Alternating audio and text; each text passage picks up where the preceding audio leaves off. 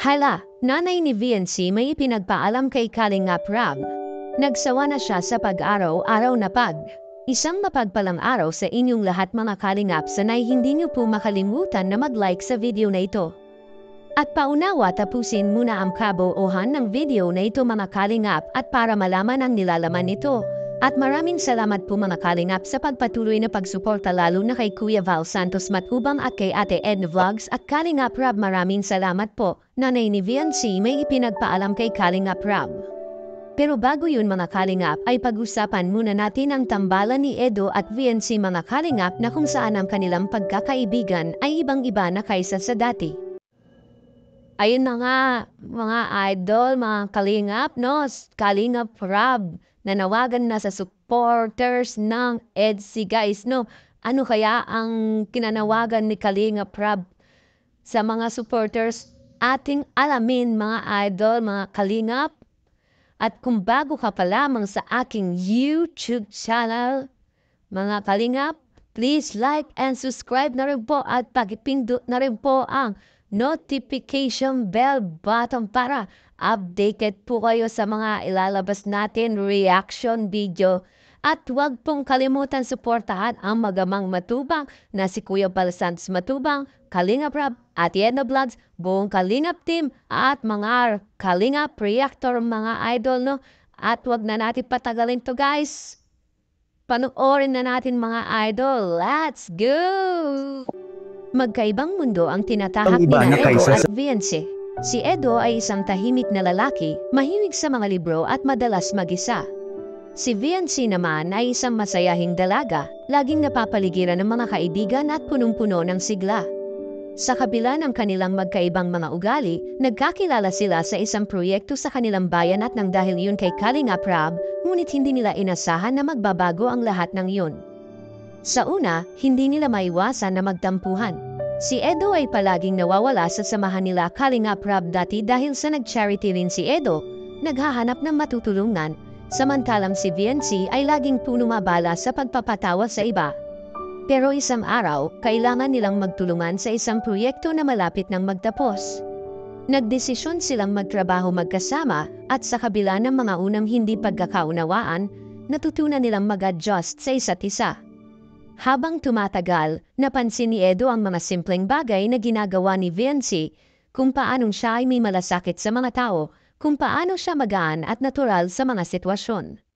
Si VNC naman ay nakakita sa likod ng pagiging tahimik ni Edo, isang matalino at masipag na tao, handang magbigay ng tulong kapag kailangan. Isang araw, sa ilalim ng isang puno ng mangga sa kanilang bayan, napag-usapan nila ang mga bagay na hindi nila natutunan sa isa't isa noon. Si VNC ay nagsabi ng isang bagay na nagbukas ng bagong pananaw kay Edo, hindi lahat ng tao ay katulad ng inaasahan natin, minsan ang tunay na halaga ay natutuklasan sa simpleng pag-unawa at pagtanggap. Mula sa araw na yun, naging mas malapit sila.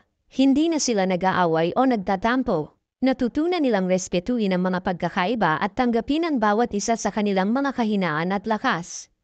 Naging masaya sila sa pagiging magkaibigan at hindi nila naisip na ang simpleng samahan ay mauurong sa isang mas malalim na pagkakaibigan.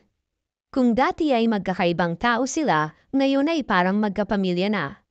Si Edo at VNC ay naging patunay na sa pamamagitan ng pag-unawa at pagtanggap sa isa't isa, ang dalawang magkaibang tao ay maaaring maging malapit at magtagumpay sa kanilang samahan at sa kabilang dako naman mga Kalingap.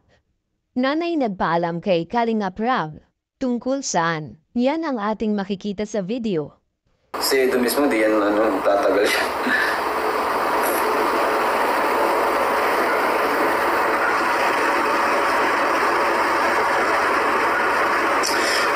Kuya, sabi ng mama ni Biancy sa vlog ni Dr. Love, mag-summer job daw si Biancy. For me, hindi naman na kailangan guys mag-summer job kasi ito na nga po yung trabaho ni Biancy, di ba? Every time na mag-vlog tayo. And yun, andito rin yung velvet box na sobrang napakalaking opportunity talaga para sa kanila. Hindi to basta-basta. Ano na talaga sila dito? Professional, model, ambassador, ambassadress. Kasi hindi biro yung kinikita nila dito. No? Maraming racket na magkano lang yung kinikita. Pero dito sa velvet box, isang upuan lang nila. magkano na pa yung kinikita nila. Diba? Kaya for me, di na kailangan mag-summer job ni... Magkano lang kikitain yung summer job isang buwan?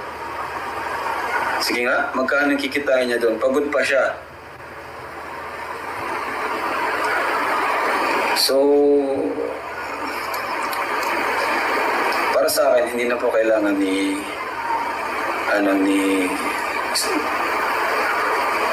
tawag dyan, Beyonce.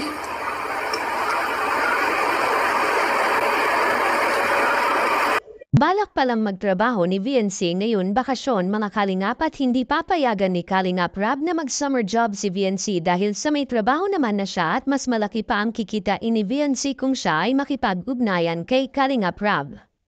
Kay nanay naman siguro kaya nasabi niya ang ganun dahil nahihiya na siguro si nanay sa sobrang daming tulong na natatanggap nito mula sa Team Kalingap.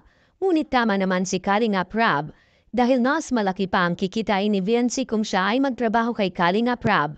Anong masasabi niyo po tungkol dito? Please comment and God bless you all. At yun na guys ang nangyari sa EDC guys no. Hanggang dito na lang ang ating reaction video ngayong araw na to guys no.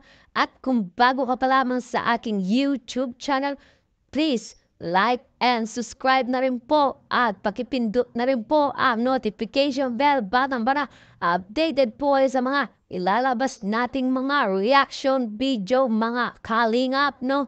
At suportaan po natin ang buong kalingap na si Kuya Balsads Matubang, Ate Ana Vlogs, Kalingap Rab at buong Kalingap team at mga Kalingap Reactor guys no. Hanggang dito na lang ang ating reaction video. Maraming salamat sa panonood. Stay tuned lagi at maraming salamat. I love you all. Mwah mwah. Chup chum. Bye bye.